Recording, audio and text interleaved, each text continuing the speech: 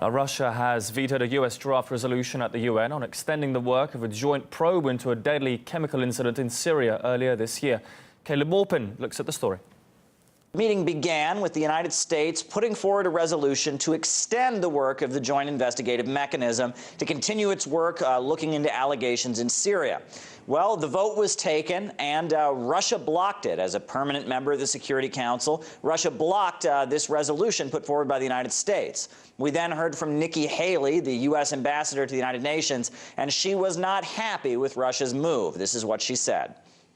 Russia has acted to obstruct these investigations many times, but today it strikes a deep blow. Russia has killed the Joint Investigative Mechanism, which has overwhelming support of this Council. And by eliminating our ability to identify the attackers, Russia has undermined our ability to deter future attacks. Now, later in the meeting, Russia and Bolivia were able to put forward a resolution that would have extended the work of the Joint Investigative Mechanism, but restricted it and urged it to operate in what they called a more reliant and scientific manner. And this resolution, put forward by Russia and Bolivia, was also vetoed. It was voted down at the Council. It was blocked by the United States. So this is what was said by the Russian ambassador to the United Nations. This was his response to Russia's proposed resolution to extend the investigation being blocked. On the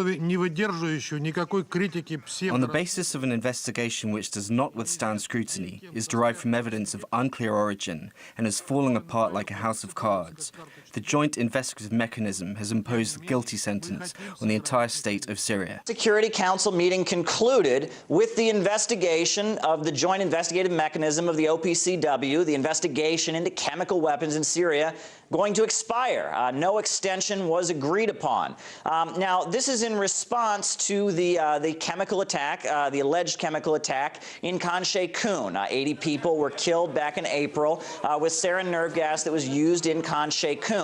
Now, when that chemical attack took place, the world had no evidence, no information had been gathered, but immediately we heard U.S. officials blame the Syrian government. The USA then unleashed 59 Tomahawk cruise missiles against a Syrian government airbase. This is what we heard from U.S. officials before any facts had even been gathered. Bolivia was the only country to join Russia in voting against the U.S. draft resolution at the Security Council.